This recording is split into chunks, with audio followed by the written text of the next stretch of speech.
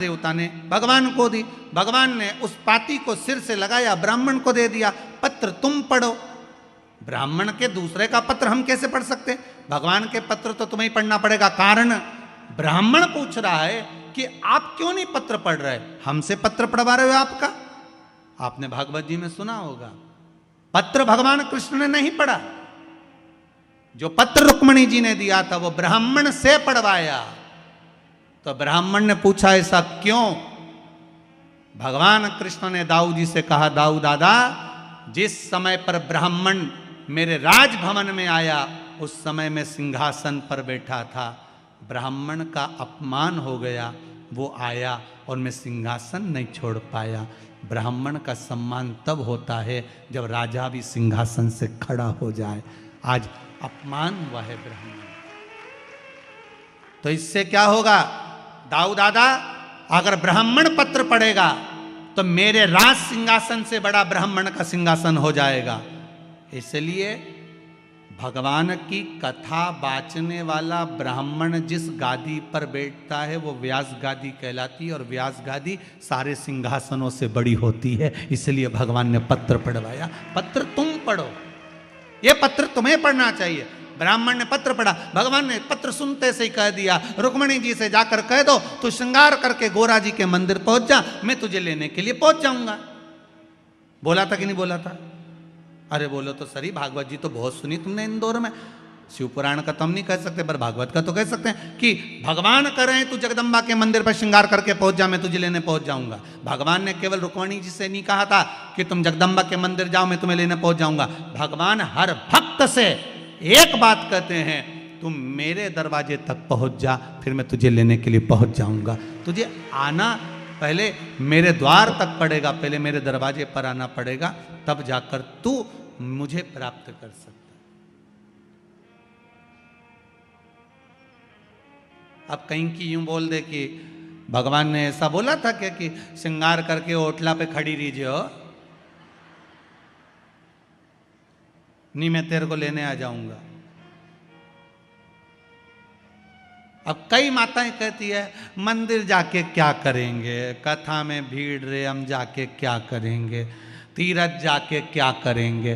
तो भगवान भी बोला ठीक है मत आ, जब तुम मरेगी तो मैं भी आके क्या करूंगा, क्या करना। ये तो रिश्तेदारी वाली बात है। तुम भगवान के दरवाजे जाओगे तो भगवान अरे बोलो जम के तुम्हारे यहाँ आएगा। तुम किसी के यहाँ जाओगे तो कोई तुम्हारे, पहले की माताएं कैसी होती है, पहले मौसी के घर शादी, अब शादी में अगर तुमने तुम्हारी बहू को भेज दिया तो तुम्हारी जो बहन है वो भी क्या करेगी अगली बार, अरे बोलो जम के। देखो कितनी समझदार इंदौर की माता है, तुरंत बोल दी कि उन्हें अपनी बहू को भेजा था तो हम भी अपनी बहू के भेज देंगे। अब बहन के घर शादी में बहन जाती है तो थोड़ा फैलारा उठाती है, थोड़ा काम करती है, सामान उठा लेती है, कपड़ा सोर लेती है, सामान उठा के रख देती है। पर बहन के घर शादी में अगर बहू जाएगी तो फैलारा उठाएगी? वो तो डेंटिंग पेंटिंग करके और कुर्सी पे आराम से बैठ जाएगी, सामान पड़ा पड़े रहने दो, मौसी सास की आई। उसी तरह भगवान की कथा कहती है कि भगवान की कथा में आप जाओगे तो भगवान भी अंतिम समय में आपके दरवाजे पर आएगा।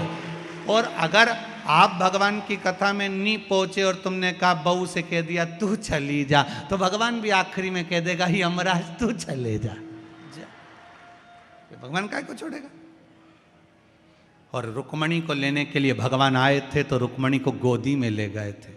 जब मेरा भगवान आता है अंतिम समय में लेने तो आपको गोदी में लेकर जाता है, और वो काला बीआई ब्लैक कलर की स्कॉर्पियो लेके आता है। कौन? झमके तो बोलो यमराज। उसके पास में वाइट कलर की टवेरा नहीं है, उसके पास तो ब्लैक कलर की स्कॉर्पियो है। और ब्लैक कलर की स्कॉर्पियो लेके आए, न पाड़ा पे बैठ के न मूछ पे ताव दे के आए, न पाड़ा की पूछड़ी से बांध के दोस्ता दोस्ता ले जाए। फिर तो रोए रामेती भाई, रोए कमला भाई, रोए और हमारी दशा बिगाड़ दी। तो पूरा मोहल्ला का लोग बोले कथा मिड़नी गई थी इसलिए अब दशा बिगड़ गई, अगर पहुंच गई होती तो वाइट कलर की टवेरा आती, मेरा महादेव लेकर आता और बिठा कर ले जाता, और ब्लैक कलर की स्कॉर्पियो पे जा रही है बैठी। यमराज बनावे बंदी और काया हो गई गंदी, मेरे प्राण छूटे भोलेनाथ तो तुम नंदी लेकर। अंतिम समय परमात्मा आए, उसको बुलाने के लिए प्रयास हमें करना पड़ेगा। आप बुलाओगे तो आएगा ना, उसको बुलाओ। अब सती मैया को लगा मुझे जाना चाहिए, सती मैया पहुंच गई, और जैसे ही माता सती गई यज्ञशाला में पहुंची, देखा ठाट बाट सब, पर सती मैया का कोई सम्मान नहीं हुआ, आदर नहीं हुआ, क्रोध आ गया। एक गलती माता सती ने कर दी, बहुत बड़ी गलती थी माता सती की, कि वो यज्ञ की अग्नि में कूद कर समाप्त हो गई। काय में कूदी है? यज्ञ की अग्नि में कूदी। बस ये गलती माता सती ने कर दी। और देखो वही बात आ गई ना, थोड़ी सी देर में चक्कू कोपा, भुगतना लंबा पड़ा, थोड़ा सा पाप कर्म करा, भोगना लंबा पड़ा।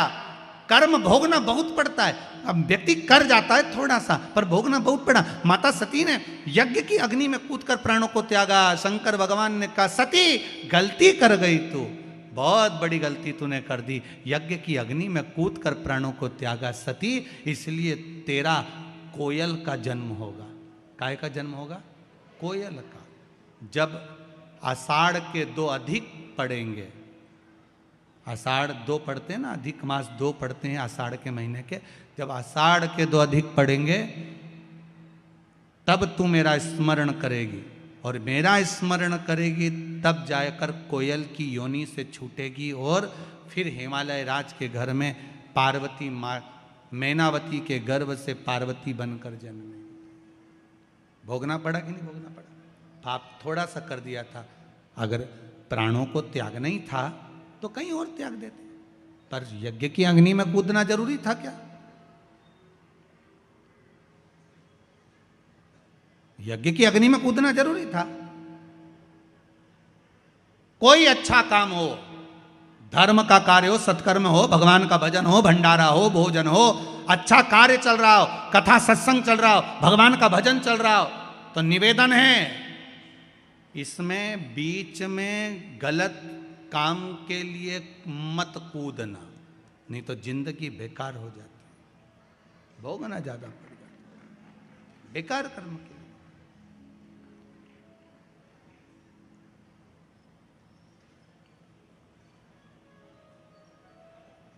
बाबा से बस एक निवेदन, हमारे कर्म हमें सुधारना। जब भाव शुद्ध हो तो क्यों ना मिले। 3 बजे कथा चालू हुई थी, ये जितने खड़े हैं आस पास इधर उधर, 3 बजे से कथा चालू हुई तो कम से कम 2:30 बजे से 2 बजे से खड़े होंगे। सही है कि गलत है? और बल्कि पहले से ही खड़े होंगे। जब से 6 बजे तक कथा जब तक चलेगी, 6 सवा 6 बजे तक, तब तक खड़े। इनकी तपस्या, इनका तप कहीं तो शिव देखेगा, कहीं तो शंकर देखेगा ना। इस व्यासपीठ से मैं आपको नमन करता हूं सभी श्रोताओं को कि आपका जो भरोसा है ना शंकर के प्रति, आप यहाँ से जाते हो तो हर हर महादेव चिल्लाते चिल्लाते जाते हो, आते हो तो हर हर महादेव श्री शिवाय नमस्तुभ्यम बोलते हुए आते हो। कितना विश्वास होगा, कितना भरोसा होगा, कितनी दृढ़ता होगी। पूरे इंदौर में चर्चा है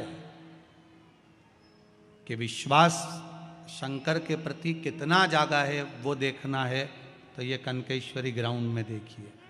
कीचड़ है चारों तरफ, पानी गिर रहा है। मेरा कैमरे वालों से निवेदन है, बाहर जितने लोग बैठे हो छाता खोल खोल के बैठे, पानी लगातार टपर टपर हो रहा है थोड़ी थोड़ी देर में। पर इनकी दृढ़ता देखिए आप, इनका विश्वास देखिए आप। कोई ने इनको कुछ दिया है? इनको देने वाला तो देवाधिदेव महादेव है, कोई दूसरा नहीं दे सकता।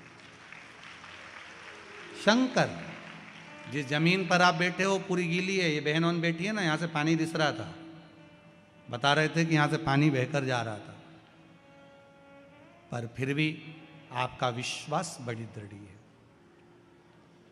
बड़ा दृढ़। इस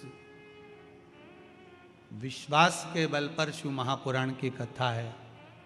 और एक बात आपसे कहेंगे, इतने वर्षों में हमने एक चीज जरूर देखी है कि जिसने शंकर, मेरा ओघड़ी है, वो बिना सोचे देता है। कभी उसने विचार ही नहीं करा कि मुझे इसको क्या देना है। ब्रह्मा जी कहते हैं इसके भाग्य में बहुत बहुत भोगना लिखा है। शंकर जी कहते हैं एक बार मेरे पास तो आ जाए, फाइल ही दबा दूंगा नीचे, निकलने ही नहीं दूंगा कि कितना भोगना लिखा। तू आ तो सही।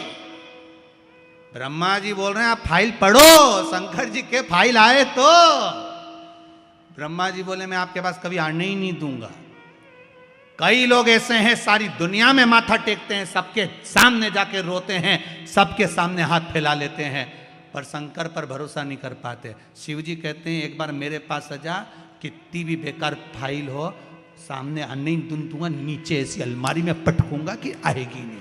क्या भोगेगा? आ तो अकाल मृत्यु वो मरे जो काम करे चंडाल का, काल उसका क्या बिगाड़े जो भक्त हो महा काल का। शंकर के उपासक हो तो फिर भय काहे का? क्यों भय खाना? बुरा कर्म हुआ पूर्व में, हो सकता है कर्म हमने बेकार करा होगा तो आज भोगना पड़ रहा हो, पर घबराना नहीं है हमको। क्या करेगा यम?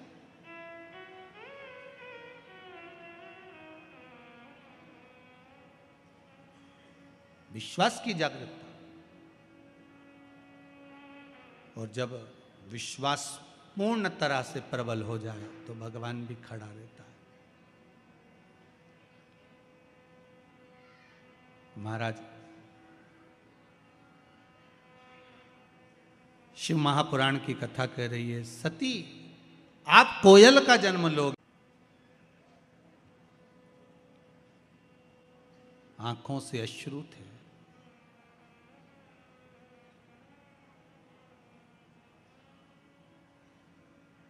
नैनों से जल बह रहा था।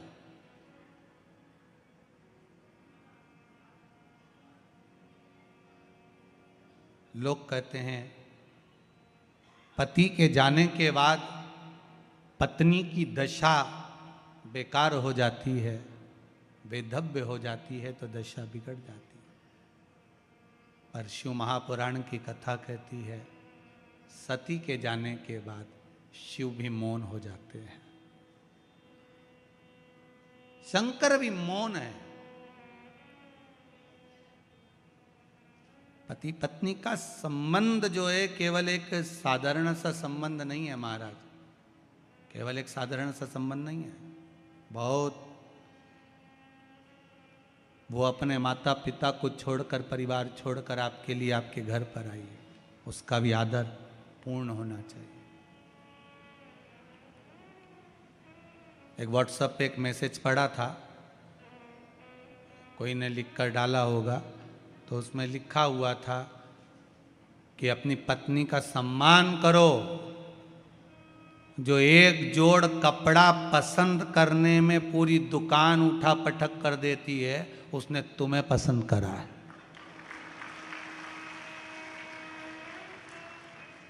समझो जरा, एक जोड़ कपड़ा पसंद करने में जो पूरी दुकान को ऊंचा नीचा कर देती है, उसने तुम्हें पसंद करा।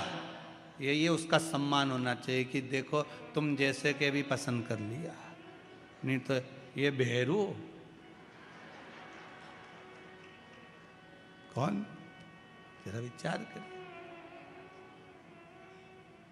सती चली गई मां, शिव नेत्र से जल बहा, खूब क्रोध आया, केश तोड़कर रुद्रगण उत्पन्न करा, यज्ञशाला विध्वंस हो गई, अग्नि में दक्ष प्रजापति का सिर गिर गया। बाद में देवताओं ने स्तुति करी तो बकरे का मुख भी लगा दिया, यज्ञ पूरा करवाया। उधर पितरों की 3 बेटियां थीं, मैना, धन्या और कला, जो पितृलोक में निवास कर रही हैं। सारे देवताओं के लोक से भी ज्यादा सुंदर होता है पितृलोक, जहां पर पितृ रहते हैं। बहुत सुंदर लोक है। पितृलोक क्यों सुंदर होता है? पितृलोक सबसे ज्यादा अच्छा क्यों माना गया है? पितृलोक की सुंदरता क्यों मानी गई है? उसका कारण होता है, जितनी समय भगवान विष्णु बैकुंठ में नहीं रहते, ज्यादा से ज्यादा समय भगवान विष्णु पितृलोक में रहते हैं। ज्यादा से ज्यादा समय पितृलोक। पूछा क्यों?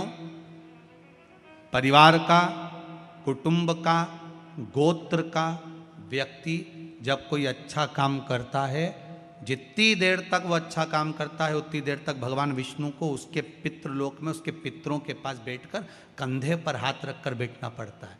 जरा विचार करिए, आप 3 घंटे अगर शिव महापुराण की कथा सुन रहे हो तो आपके पूर्वज जो पितृलोक में होंगे, भगवान विष्णु उनके कंधे पर हाथ रखकर बैठे होंगे कि तेरे परिवार के, तेरे कुटुंब के, तेरे क्षेत्र के कुछ अच्छा काम कर रहे हैं। पितृलोक में भगवान नारायण उनके कंधे पर हाथ रखकर बैठते हैं कि तेरे कुल का व्यक्ति कोई अच्छा काम कर रहा है।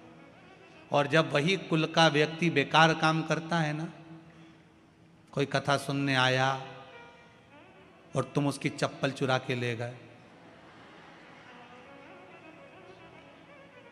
तो पितृलोक में भगवान विष्णु नहीं जाते, फिर यमराज जाता है।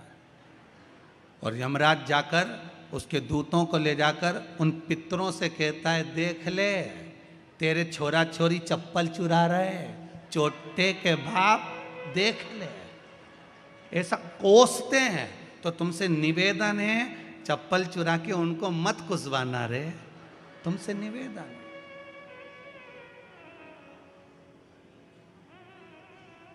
गंगा नहाने जाओ ना हरिद्वार में, तो वहां पे लोग भगवान का भजन करने जाते हैं, और कई कई लोग ऐसे आते हैं कि इनने कपड़ा उतारा, बेग धरा, ये करे गंगे हर, हम इनसे करें नंगे हर।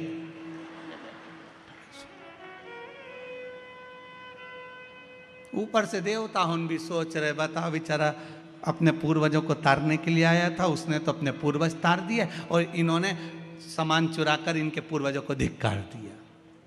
ऐसा गलत काम कभी मत करना हो, कभी जिंदगी में मत करो।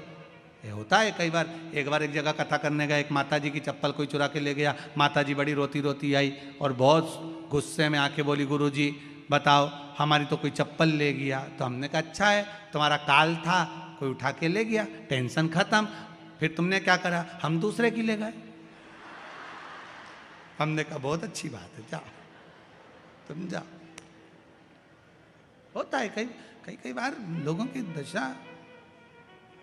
एक व्यक्ति मंदिर गया, मंदिर में जाके भगवान के मंदिर में चप्पल उतार के जो अंदर गया दर्शन करने, चप्पल गायब हो गई। चप्पल गायब हो गई तो गुस्से में आ गया, अपने दोस्त से बोलता है, बताओ इतना वीआईपी मंदिर है और चप्पल चली गई हमारी, अब क्या करें? मंदिर वीआईपी हो कितना भी हो, पर चप्पल से कोई मंदिर का क्या ठेका? तो रुक, मैं अब भी आता हूं। कहां जा रहा है? जरा भगवान से जाकर झगड़ा करके आता हूं कि तुम्हारे मंदिर से हमारी चप्पल गई। वो अंदर गया, जैसे ही अंदर गया वापस बाहर आ गया। दोस्त ने पूछा कुछ बोला क्यों नहीं? तो कि भगवान की तो कोई खुद ले गया, वो तो नंगे पैर खड़े थे। मंदिर में जो मूर्ति होती है वो सी चप्पल पहनी हुई होती है। भगवान मूर्ति के रूप में प्रेरणा देते कि हमारे मंदिर में आओ तो चप्पल पहन के मत आओ, हमारी तो खुद नहीं है। तुम अपने घर घर छोड़ के आओ, टेंशन लेके आओ काहे को हमारे पास में? हम तो टेंशन मुक्त करते हैं, चिंता मुक्त। चिंतन करो शिव का, भजन करो भगवान। मैना, धन्या, कला पितृलोक में रह रही थी। सनकादि ऋषियों का आगमन था। सनत कुमार बैठकर तप कर रहे थे, साधना कर रहे थे। तीनों की तीनों निकल कर जा रही थी। इनके लहंगे में कुछ झामर झुमके लगे हुए थे, कुछ रतन लगे हुए थे। वो रतन लगे हुए जब निकल कर जा रहे थे, वो रतन लगा हुआ जो लहंगा था वो सनत कुमार की जंघा से लग गया। जंघा से लगा, खरोच पड़ गई। खरोच पड़ी, इतने में सनत कुमार को क्रोध आ गया। मैना धन्या कला, तुम तीनों संतों का अपमान करी हो, हम तुम्हें श्राप देते हैं कि तुम पितृलोक छोड़कर मृत्यु लोक में जाओ। तुम्हें पितृलोक छोड़कर मृत्यु लोक में जाना पड़ेगा। तीनों रोने लगी, हमें मृत्यु लोक में मत भेजिए, क्योंकि पितृलोक से सुंदर जगह नहीं जहां भगवान विष्णु दिन रात रहते हैं। क्यों भेज रहे? जो व्यक्ति जहां रहता है ना, उसको वही सुंदर लगता है। जो जहां रह रहा है। कई लोग कहते हैं गुरुजी हमने पितरों के मोक्ष के लिए गया जी का पिंड कर दिया, ब्रह्म कपाली कर दी, ब्राह्मण का भोजन करा दिया, भागवत करा दी, उसके बाद भी पंडित जी को पत्रिका दिखाओ तो वो एक ही बात बोलते हैं। क्या बोलते हैं? पितृ दोष है। अब इतना करा, ब्राह्मण का भोजन कराया, तर्पण करा, तिलांजलि करा, सारा काम करा, फिर पितृदोष क्यों रह गया? हमने गया जी का पिंड करा, फिर पितृदोष रह गया। हमने पितरों की शांति कर दी। तो पहले ये बताओ, पितरों की शांति कभी होती है? पहले उसका अनुभव करिएगा। आप अपने ऊपर लेकर चलना।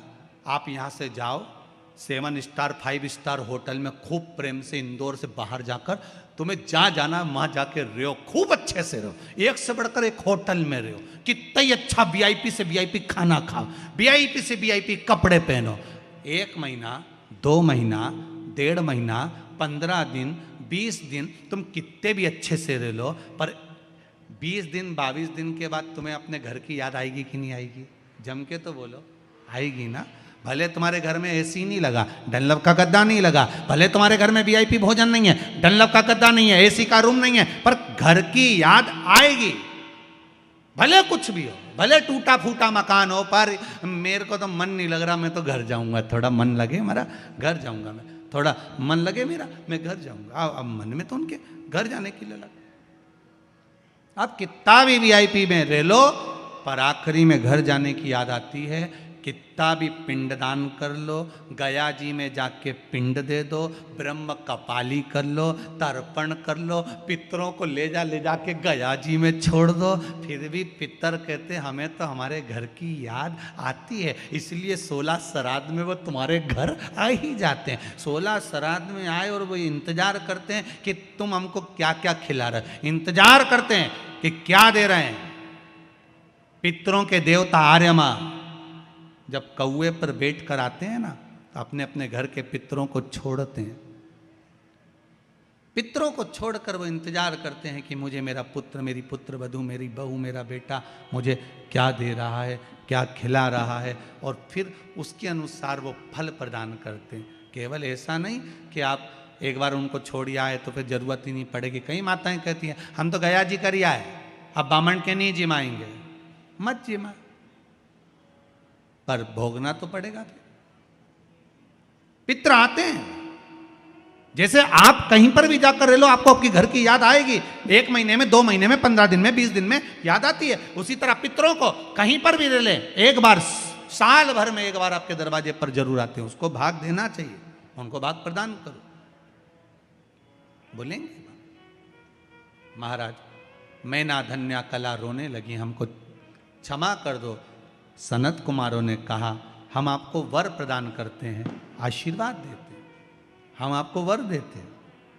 मैना धन्या कला, आप तीनों मृत्यु लोक में जाओगी, और मृत्यु लोक में जाकर आपके यहाँ पर 3 देवियाँ आप तीनों के गर्भ से प्रकट होंगी। 3 देवियाँ, 3 देवियाँ आप तीनों के गर्भ से प्रकट होंगी। मैना के गोद में पार्वती जी आई, धन्या सुनैना बनी जिनकी गोद में सीता जी आई, कला कीर्ति बनी जिनकी गोद में राधा जी आई। ये तीनों 3 देवियां बनी। मैना धन्या कला तीनों निवास करी। समय आया, माता मैनावती के गर्भ से पार्वती जी का जन्म हुआ। हिमालय राज की नगरी आज आनंदित हो गई। बेटा एक कुल को तारता है, बेटी दो कुल को तारती।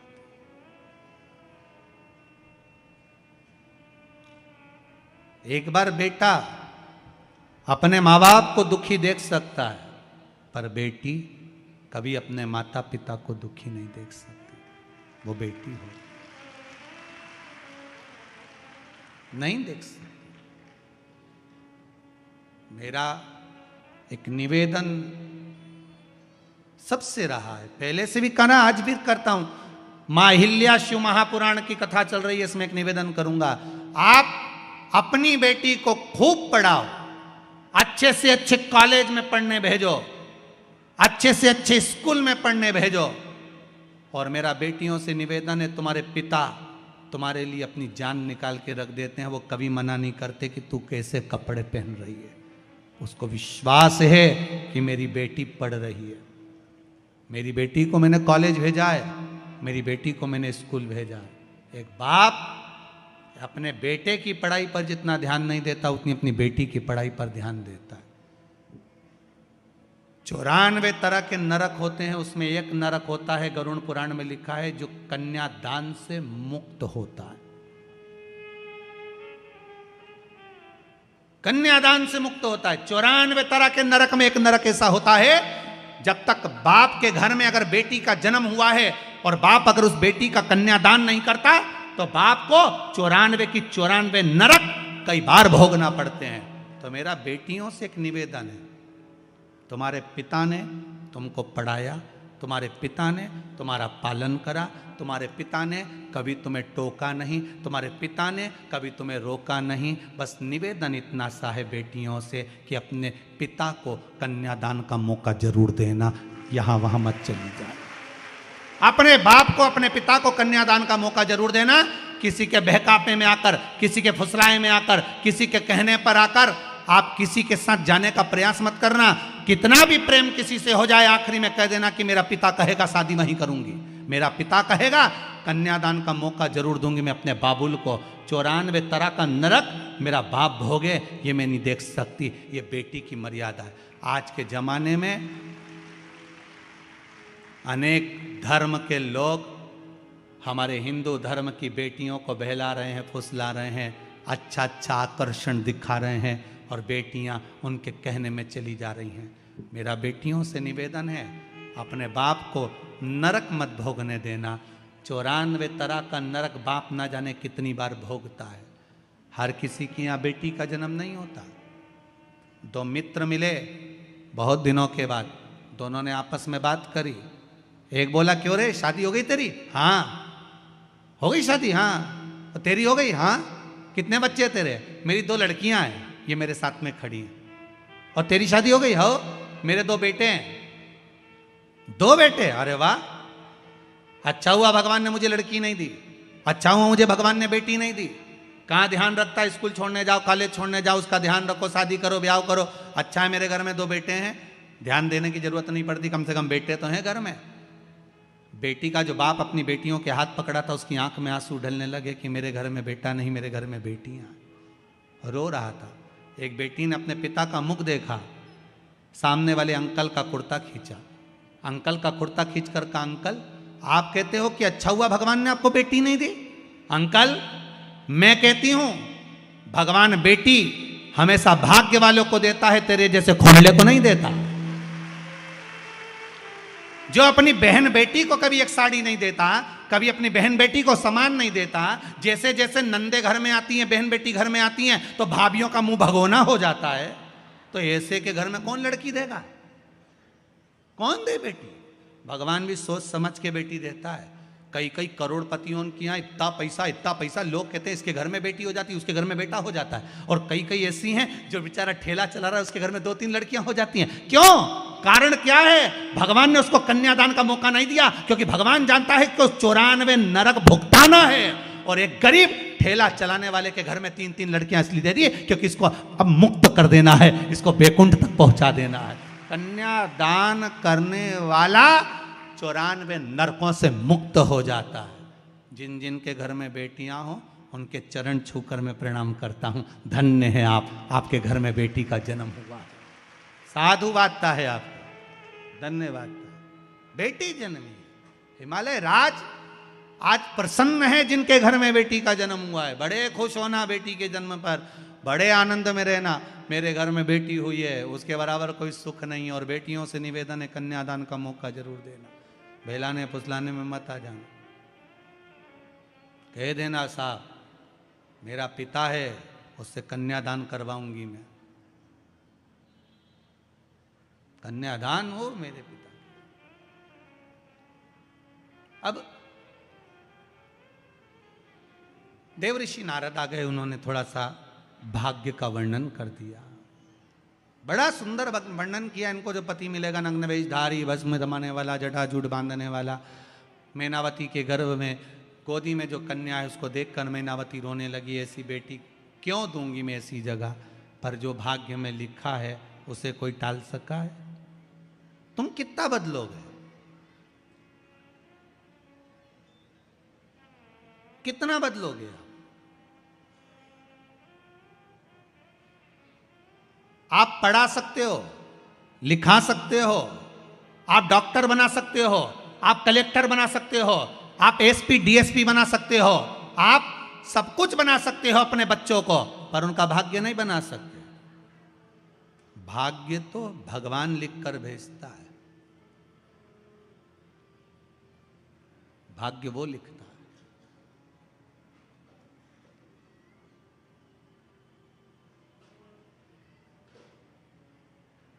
उसके सिवा कोई नहीं लिख सकता। भाग्य उसने लिखा है।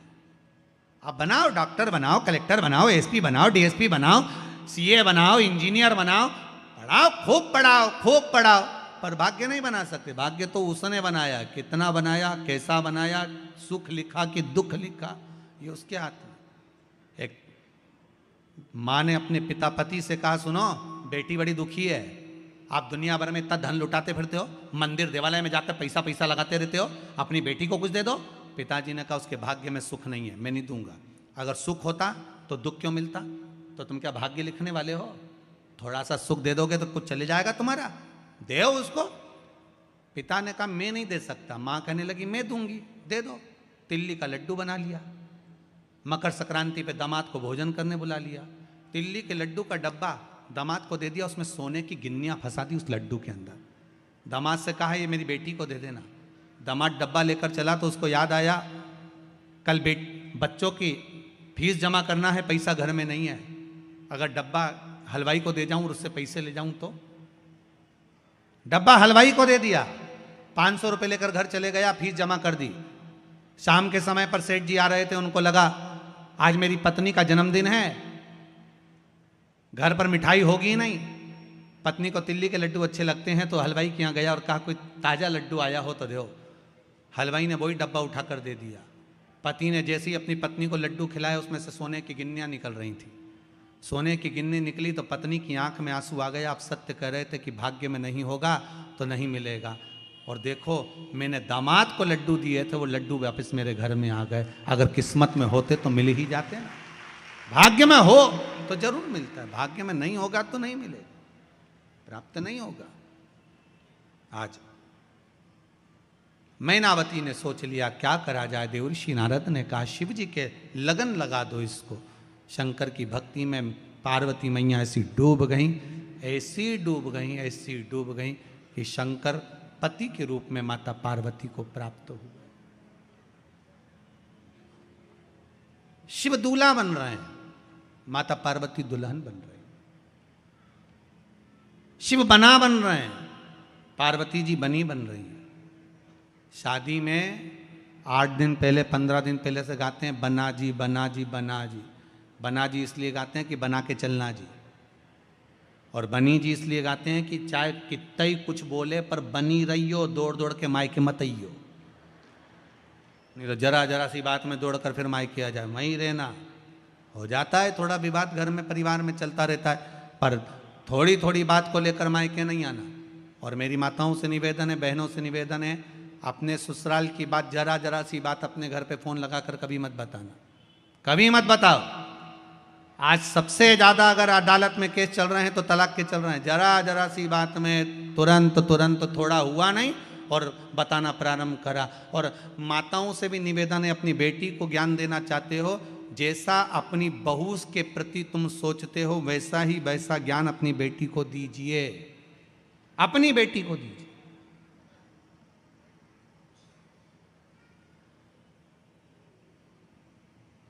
थोड़ा सा अच्छा बनाने का प्रयास करिए।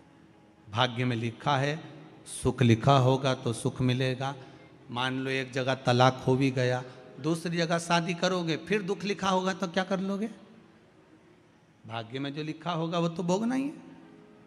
इसलिए फिर निवेदन, मत बुरे कर्म कर बंदे वरना पछताएगा, भगवान की आंखों से तू बच नहीं पाएगा, तू बच नहीं पाएगा। अरे ओ अज्ञानी मत करना नादानी, बचना मुश्किल है। देवता गए भगवान शंकर के लिए सुंदर श्रृंगार लेकर, बाबा भोलेनाथ जी बोले मैं श्रृंगार खुद कर लूंगा।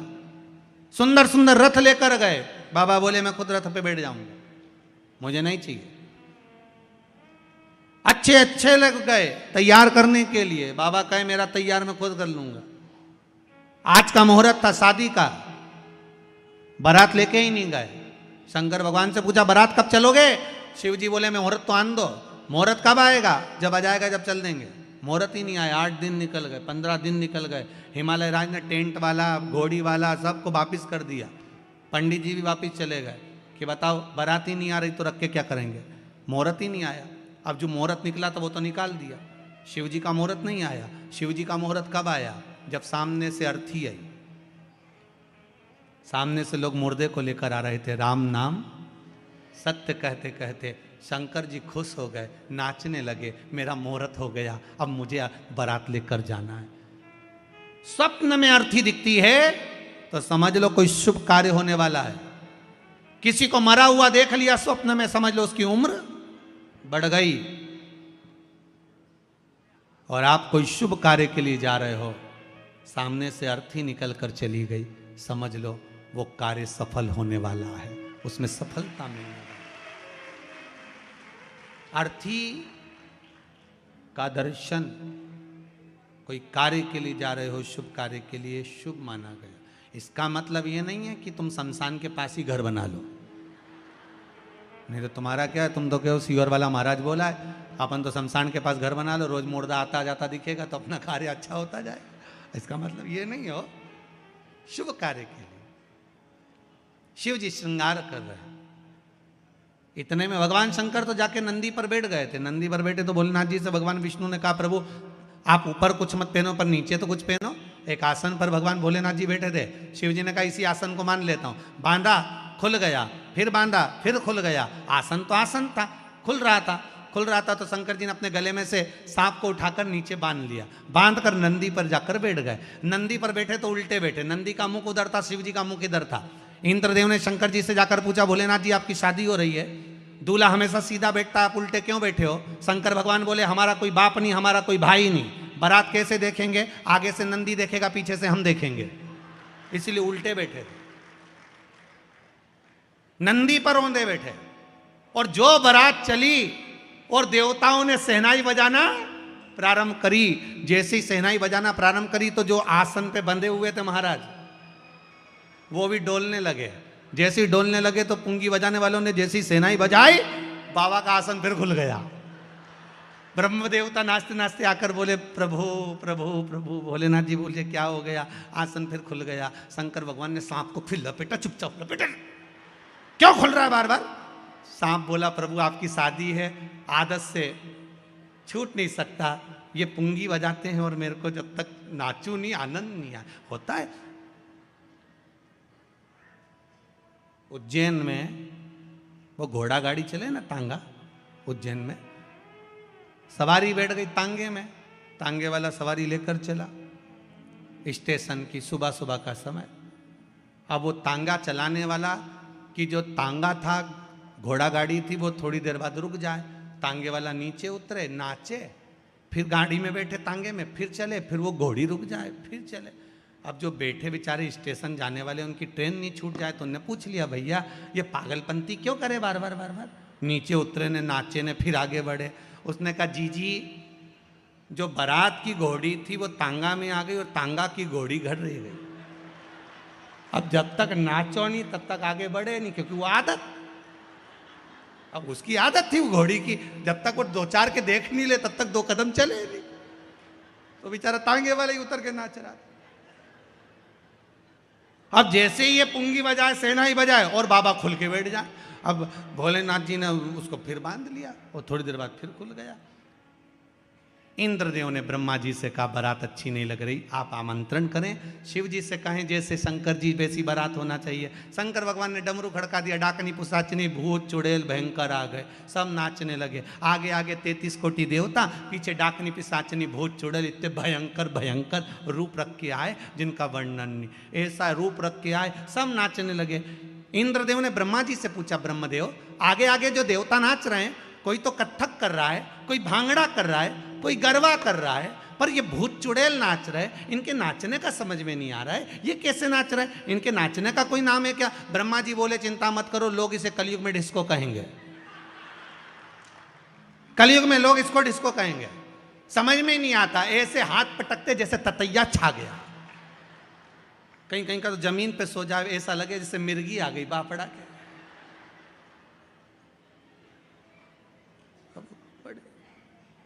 सब नाचते कूदते बड़े प्रेम से चले, हिमालय राज की नगरी में पहुंचे। शिव जी के विवाह में और राम जी के विवाह में अंतर है। राम जी की शादी में सबसे पहले भांवर डली थी, फिर भोजन हुआ था। शंकर जी की शादी में सबसे पहले भोजन हुआ था, फिर भांवर डली थी। एक तरफ 33 कोटि देवता बैठ गए, दूसरी तरफ भूत चुड़ैल बैठ गए। पत्तल लगाने वाले आए, इधर लगा कर गए, इधर आए। एक के 12 मुंह थे, उससे पूछा, दादा कौन से मुंडा से खाएगा, पत्तल कहाँ रखूं बता। उसने कहा 12 ही रखो, 12 पत्तल रखी। और आगे गए, एक का मुंह आगे भी था पीछे भी था, उससे जाके पूछा, तू कैसे खाएगा। उसने कहा पीछे भी रखो, एक पत्तल पीछे रखी। और आगे गए, एक का मुंह ही नहीं था, गला ही गला था, उससे पूछा, दादा तू कैसे खाएगा। उसने कहा बाल्टी में लाता जाओ, कूड़ता जाओ, बाल्टी में लाता जाओ, कूड़ता। परसगारी करने वालों के पसीने छूट गए, परसगारी करने वालों के पसीने छूट गए, जैसे अभी यहां पर भी छूट जाते हैं पूड़ी और सब्जी बांटने।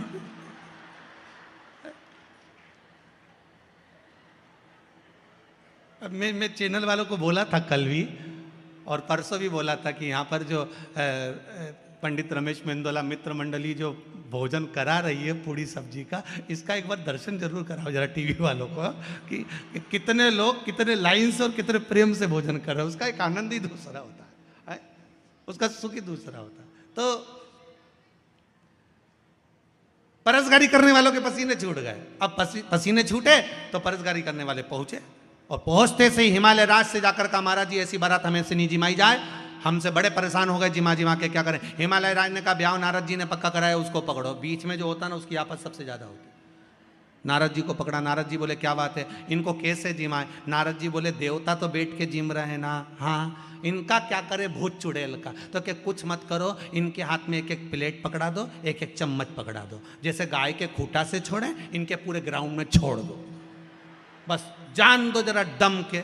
और पूरे ग्राउंड में भोजन चारों तरफ रख दो, यहाँ पानी पतासा, वहाँ छम्मक लड्डू, वहाँ गुलाब जामुन, वहाँ इमरती ने भजिया न पकौड़ा, सब के प्लेट चम्मच दे दी, सब टूट पड़े भयंकर, और खड़े खड़े खा रहे, एक दूसरे को टाचा देते जा रहे भयंकर। किसी की आंख नीली, कोई का होठ कत्थई। तुम लोग गए होगे भी शादी में तो तुम्हें ज्यादा मालूम होगा, कहीं की बिंदी यहाँ लगा के यहाँ चिपकाई, ऐसा बाल का ना जाने कौन सा गुच्छा बनाया, ऐसा बाल निकल रही है, दमदमी माई, तो सब इधर से साड़ी टच, इधर से पिन टच, ऐसी घूमती फिर राम। ज्यादा हंस भी नहीं सकती, लिपस्टिक दांत में चिपक जाए। गुलाब जामुन भी अच्छे से नहीं खा सकती, पूरा मुंडा फाड़ना पड़े तब मुंह में जाए, क्योंकि गुलाब जामुन में लिपस्टिक चिपक जाए, बड़ी तकलीफ है। और इधर से छोरा छोरी रोए, मम्मी मम्मी चल हट, चुप, और खा जब खाए। और खा पी के सबसे पहले जो गाड़ी में बैठी, सांस की चैन की, दादा अखाड़े में से बाहर आ गए, राम जी चैन की नींद सोए। फिर जो नकली नकली पहन के आई थी सब गाड़ी में उतारना चालू करा। 3 दिन तक तो नीम की डांट डाल के रखी, भगवान कान पकी गया, अब चैन की सारे। और सबसे ज्यादा आनंद आता है वो पानी में भर के खाते गुपचुप, पानी पतासा। यहाँ पानी पतासा बोलते हैं, हैदराबाद में गुपचुप बोलते हैं। गुपचुप इसलिए बोलते होंगे जैसे मुंह में गुप आदमी चुप, अब उससे ज्यादा और हो क्या। अब चली गई मुंह में डप से अंदर। सबसे ज्यादा आनंद आए, और उसी के पास भीड़ ज्यादा, सबको भिखारी जैसा कटोरा पकड़ा दे, दो ना लेते जा, भैया भैया भैया दे दे। और बापड़े को गर्मी अलग लग रही, खुजाल अलग चल रही, ले ले खा ले खा। और क्या, और बाहर जाते जाते लोग बात कर रहे हैं, पानी पतासे का पानी तो ऐसा जोरदार घर में ही नहीं बने, क्योंकि घर में एक्स्ट्रा सामान नहीं डले तो स्वाद ज्यादा है। अरे ऐसा पानी खाओ। शिव जी का मंगल ब्याह हो रहा है, बारात आ रही है, शंकर पार्वती पधार रहे हैं। भाव भक्ति से शिव जी और पार्वती के मंगल विवाह का आनंद लेंगे। आनंद के साथ आप सभी लोगों को भगवान शिव के विवाह की मंगल मंगल बधाइयाँ। बड़े आनंद के साथ कल फिर कथा में 3 बजे से 6 बजे तक कथा की ओर अग्रण्य होंगे। शंकर पार्वती पधार रहे हैं। एक बार जोरदार ताली बजाकर शिव पार्वती का स्वागत आनंद के साथ में।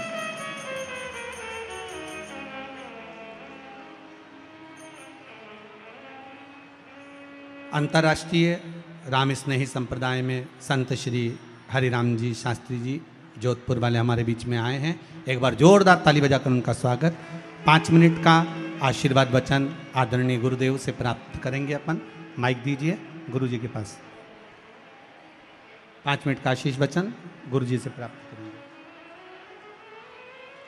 जब तक शिव पार्वती का मंगल विवाह हो रहा है, माता पार्वती भगवान शंकर के गले में जयमाला देंगी।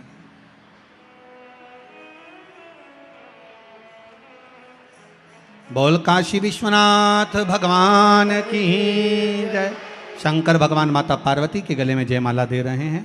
बोल काशी विश्वनाथ भगवान की जय। हर हर महादेव हर। भाव भक्ति से 5 मिनट गुरुदेव का आशीर्वाद प्राप्त करेंगे। जब तक हमारे बीच में विराजमान आदरणीय श्री कैलाश जी विजयवर्ग जी और साथ में श्री रमेश जी मेंदोला जी पधार कर कन्यादान करेंगे। भाव भक्ति से तिलक करेंगे शिव पार्वती का आनंद के साथ। आप सब भी अपने स्थान पर बैठे रहिए और भाव भक्ति से शिव कथा का लाभ लेते हुए शुभ आशीर्वाद आदरणीय संत शिरोमणि श्री हरिराम जी शास्त्री जी महाराज से प्राप्त करें। बोलिए महाकाल राजा की। हमारे बीच में हमारे राष्ट्रीय नेतृत्व कैलाश विजयवर्गीय जी से निवेदन करते हैं कि कृपया मंच पर पधार कर आदरणीय रमेश मेंदोला जी से करबद्ध प्रार्थना निवेदन, कृपया मंच पर पधार कर यहाँ पर कन्यादान पूजन करें। और उसके पूर्व हमारे बीच में पधारे अंतर्राष्ट्रीय राम स्नेही हरिराम जी महाराज जी का स्वागत अभिनंदन अभिवादन करें। आदरणीय रमेश मेंदोला जी से भी निवेदन है कि वे भी संत श्री का आत्मिक स्वागत अभिनंदन अभिवादन करें।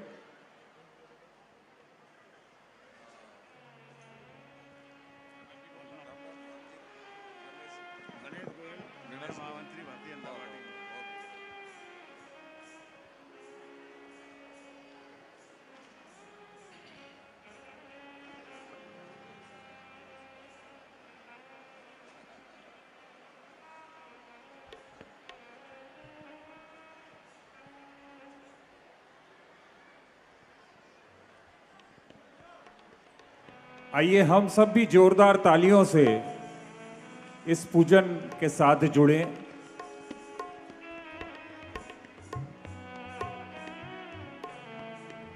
आदरणीय रमेश मेंदोला जी, हम सब की ओर से अभिनंदन अभिवादन करते हुए गुरु जी का जोरदार तालियों के साथ जुड़ना चाहिए भाई। आदरणीय कैलाश विजयवर्गीय जी, हमारे राष्ट्रीय नेतृत्व,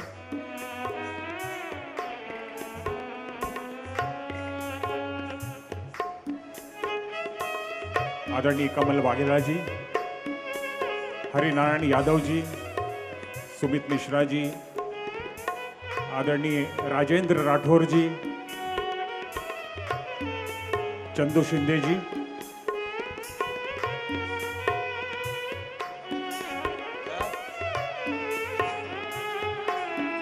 आदरणीय गणेश गोयल जी,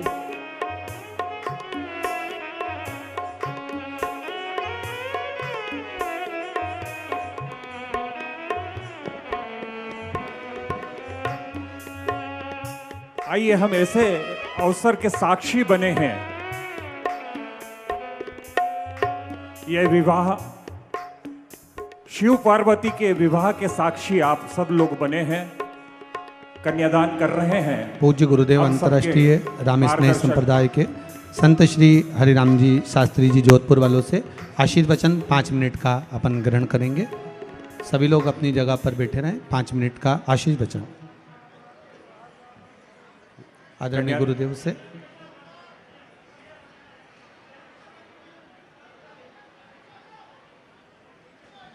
कन्यादान कर रहे हैं आदरणीय कैलाश विजयवर्गीय जी, रमेश मेंदोला जी। मैं निवेदन करूंगा आदरणीय कैलाश जी से कि हमारे संत श्री हरिराम जी महाराज जी, जो कि हमारे बीच में जो जोधपुर से पधारे हैं, उनका राम स्नेही संप्रदाय अंतर्राष्ट्रीय, जोरदार तालियों के साथ हम जुड़े। दादा दयालु से भी निवेदन है कि हमारे आदरणीय संत श्री का आत्मिक अभिनंदन करें, अभिवादन करें। हम सब भी जोरदार तालियों से गुरुवर का अभिनंदन अभिवादन। आइए माइक चालू करो स्वामी जी का।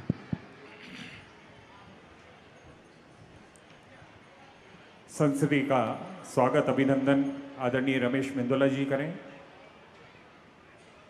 कैलाश जी ने लक्ष्मण दास जी महाराज जी का अभिनंदन किया, रमेश जी ने अभिनंदन किया संसदी का।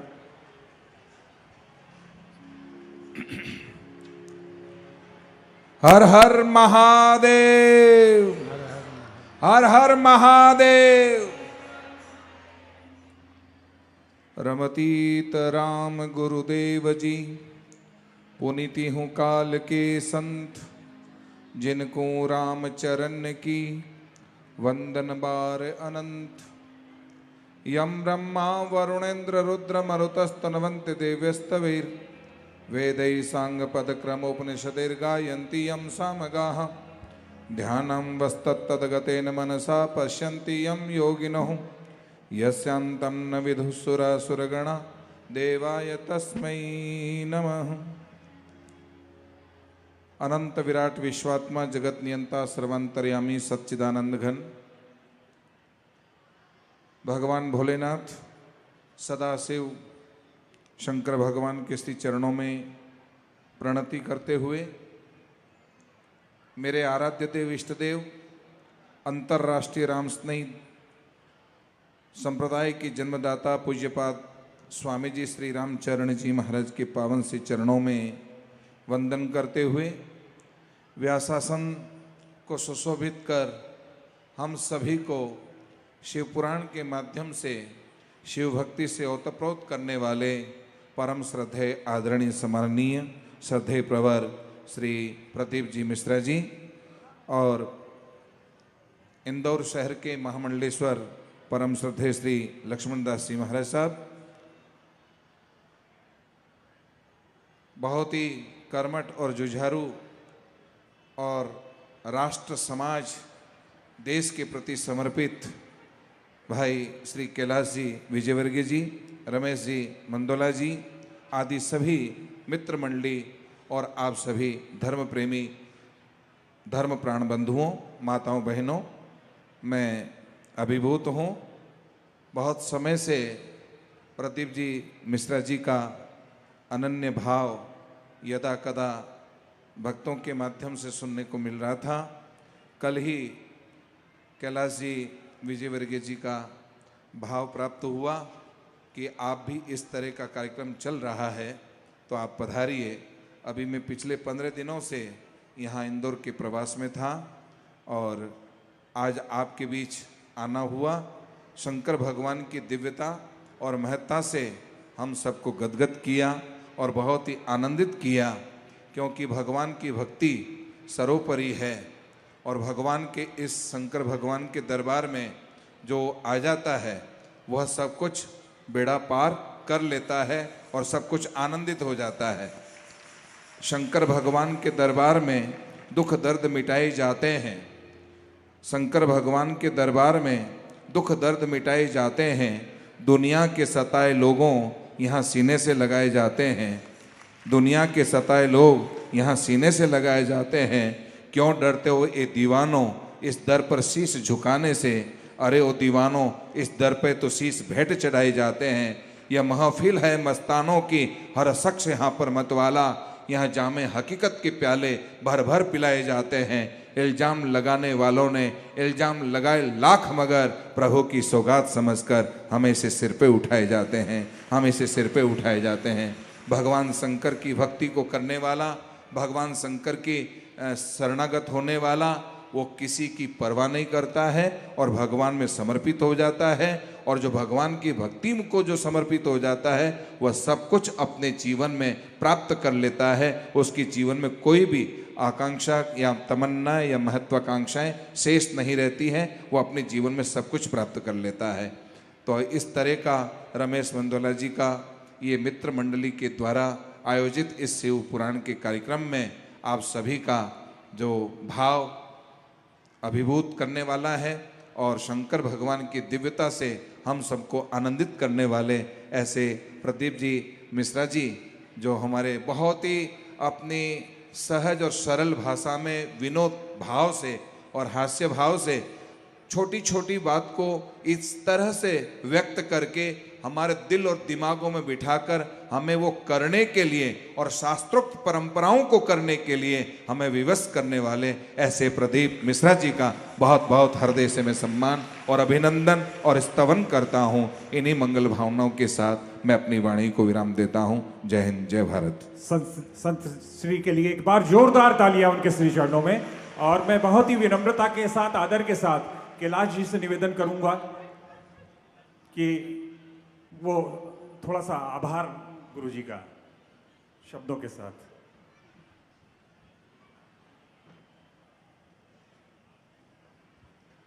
बोलिए सद्गुरुदेव भगवान की, महाकाल राजा की। हमारे द्वारका जी बहुत ही भोले भंडारी हैं। जैसे शंकर जी के भक्त सब भोले भंडारी रहते हैं और यहाँ पर जितने भी सभी भोले भंडारी हैं, पर ये महाभोले भंडारी हैं। इनको कार्यक्रम का संचालन दिया और मुझे जबरदस्ती माइक थमा दिया हाथ में।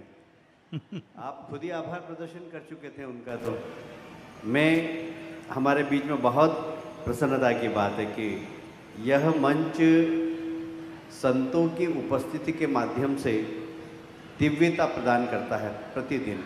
कल भी जगत गुरु शंकराचार्य जी आए थे, भानपुर पीठाधीश के। आज हमारे बीच में जोधपुर से पधारे हैं हरिराम जी महाराज, जो गीता भवन में थे। कल मैंने उनसे आग्रह किया कि आप पधारें, एक शिव पुराण चल रही है। प्रदीप जी हमारे मध्य प्रदेश के ही हैं, वो शिव पुराण कर रहे हैं। बोले मैं अवश्य आऊँगा। आपने यहाँ पर आकर अपने चरण रखे, हम सब धन्य हुए। मैं हरिराम जी महाराज के चरणों में वंदन करता हूँ। राम स्नेही संप्रदाय की परंपरा से आप चलते हैं और बहुत अच्छी भागवत कथा भी करते हैं, बहुत अच्छे भागवताचार्य भी हैं। तो आप यहाँ पर पधारे, हम सबको धन्य किया। एक बार तालियां बजाकर महाराज जी के चरणों में आप सब आशीर्वाद प्राप्त करें। मुझे बहुत प्रसन्नता है।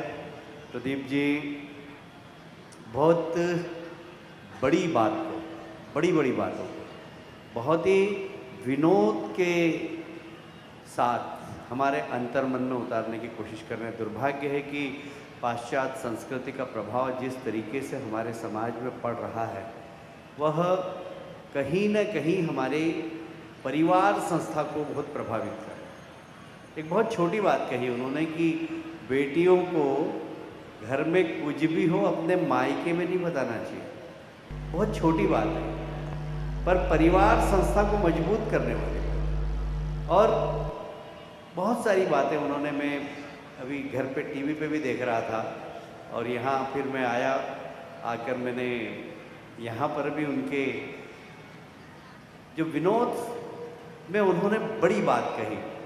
मैं समझता हूँ कि अगर इस प्रकार की बातें हम अपने अंतःकरण में उतार कर अपने घर और परिवार के सदस्यों के बीच में उन सब बातों का पालन करें तो ये परिवार संस्था मजबूत होगी। क्योंकि दुनिया के अंदर यदि भारत की विशेषता है सामाजिक रचना की, तो वह परिवार की, ऐसा परिवार कहीं नहीं होता।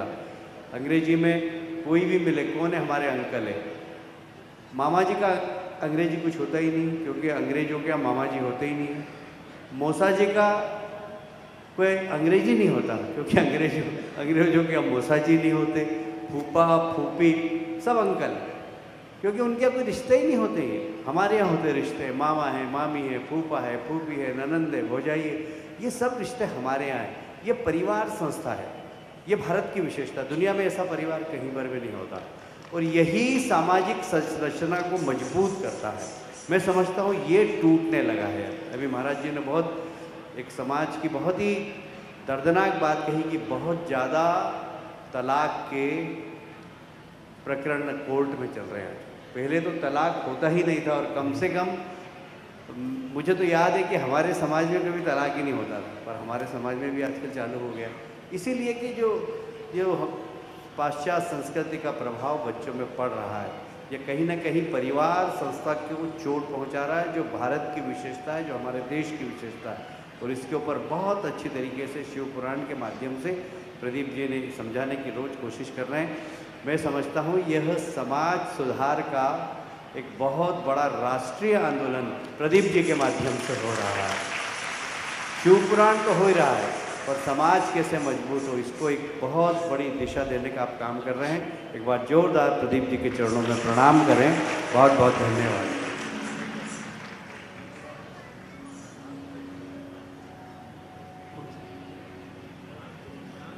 अच्छा, बुरहानपुर से हमारे संत श्री भी आए, जरा आप भी आगे दर्शन दें, जरा तालियां बजाकर उनका भी आप अभिनंदन करें। पधारें आप आगे। हमारे बीच में बुरहानपुर से भी संत श्री आए, जरा तालियां बजाकर उनका भी अभिनंदन करें। धन्यवाद। हमारे महामंडलेश्वर इंदौर के लक्ष्मण दास जी महाराज की तो बात ही की निराली है। हमेशा मुस्कुराता हुआ चेहरा, और हर मंच पे जाते हैं और मंच को सुशोभित करते हैं। तालियां बजाकर लक्ष्मण दास जी महाराज का भी अभिनंदन। बोल काशी विश्वनाथ भगवान की